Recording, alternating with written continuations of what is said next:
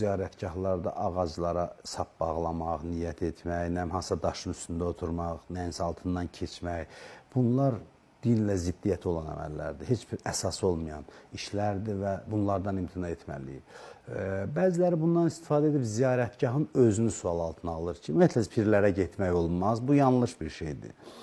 Pirlərə getmək olar.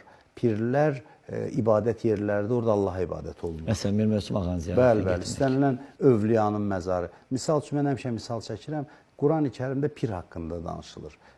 Həzrət İbrahimin məqamı var, ayaq izi və Kəbənin kənarında qoyulub və Quran deyir ki, namazınızı onun arxasında qılın.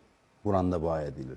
Maraqlıdır ki, əgər pir inkar olunmalıdırsa, bu ayaq izi nəyə görə lazımdır? Və Quranda bunun adı niyə çəkilir? Bəzi Allah dostları var ki, onlar Allahın nişanələridir yer üzündə. Onları biz yad etməklə Allaha yaxınlaşırıq. Yəni, onların məzarı üzərində biz Allaha ibadət etməliyik. O pir sahibinə ibadət etmirik. Kimsə pir sahibinə ibadət edirsə, o Allaha şərik qoşmuş olur. Amma bir insan Allah dostlarının məzarının üzərində Allaha ibadət edirsə, deyə bilərsiniz, birbaşa ilə başqa yerdə də eləsin.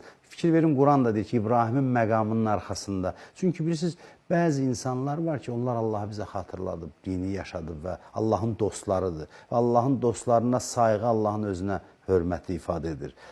Bilirsiniz, misal üçün, dövlətçiliyin atributu var, bayraq. Əslində, bayraq bir parçadır və başqa parçalardan da hər hansı bir fərqi yoxdur. Amma niyə görə fərqlənir?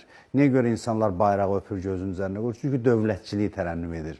Və eləcə də bir insan, məsələn, hansısa Peyğəmbərin, imamın məzarını öpürsə, gözünün üzərində qoyursa, bu, onun Allaha şərik qoşması deyil. Bu, daşa ibadət etmir. Bu, sayğısını ifadə edir. Necə anaya, misal üçün, övladından məktub gəlir, öpür, gözünün üzərində qoyur. Necə Quranda qeyd olunur, Yusifin köynəyini Yaqub gözünə çəkdi və gözü şəfa tapdı. Bəzilərinin məntiqicə bu da Allaha şərik qoşmaq olar, çünki bu bir parçadır. Bu, sevgi ifadəsidir. Amma ifrata gedəsən, orada ağaclara pənah aparasan, əsası olmayan hansısa daşların üzərində oturub nəsə dua edəsən, bunların heç bir əsası yoxdur və bu xurafatdan biz inancımızı təmizləməliyik. Amma o ziyarətgahlar həm bizim tarixi, mənəvi irsimizdir.